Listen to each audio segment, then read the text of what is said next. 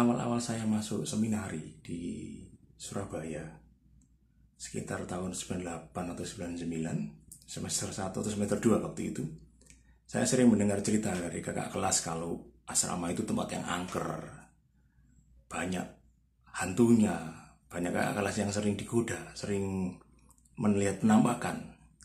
Nah, satu waktu saya di asrama seorang diri, di kamar asrama seorang diri, sedang belajar dengan meja kecil setinggi 25 dan 25 cm, lalu lebarnya mungkin sekitar 50 kali 30 cm, kecil, dari aluminium yang diberi kayu di atasnya. Tiba-tiba meja ini bergerak sendiri, jalan gitu, dari kiri ke kanan. Otomatis karena saya, dalam pemikiran saya, di asrama banyak roh jahat, saya tengking-tengking meja. Dalam nama Yesus, dalam nama Yesus, setan keluar, dalam nama Yesus, setan keluar. Mejanya enggak berhenti, saudara, tetap jalan. Tiba-tiba saya dengar di bawah, ada suara orang, banyak orang berteriak, gempa, gempa. Ternyata dari itu bukan roh jahat atau hantu, tetapi gempa bumi. Ya. Jadi kalau kita semakin di lantai yang paling atas kan gempanya semakin terasa. Ya lucu, sebenarnya kejadian itu lucu, tapi bagi saya itu merupakan satu pelajaran penting. Jangan pernah menyanyiakan kuasa Tuhan. Seandainya saya mau berpikir lebih jernih, seandainya saya mau berpikir lebih tenang lagi, saya tidak akan mudah untuk menengking meja yang sedang berjalan karena gempa. Karena gempa, goyangan gempa.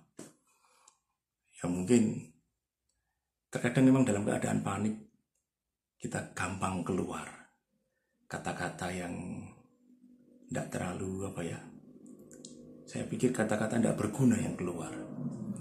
Dan dari situ kita akan belajar sebenarnya. Kita belajar bahwa dalam segenting apapun keadaan yang kita alami, segenting apapun situasi yang sedang kita alami, kita dituntut harus tenang. Kita dituntut untuk tetap tenang sebelum mengeluarkan kata-kata, sebelum melakukan tindakan apapun. Jadi Bapak Ibu, ingat firman Tuhan yang mengatakan seperti ini. Dalam tinggal tenang terletak kekuatanmu. Jadi mungkin saat ini yang kita sedang mengalami masalah atau apa, tenang. Berusaha untuk tetap tenang, bersandar pada Tuhan. Jangan pernah takut. Tuhan tidak akan pernah meninggalkan kita. Tuhan tidak akan pernah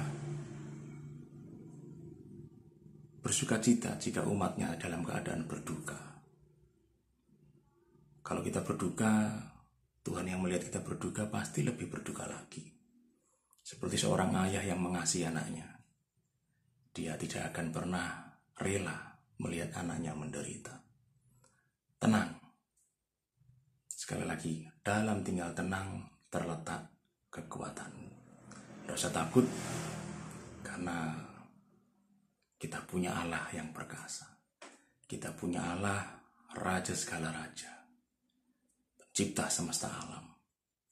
Jangankan hanya sekedar roh jahat atau apa, ekonomi mungkin, tetap Tuhan pasti akan memberikan jalan keluar.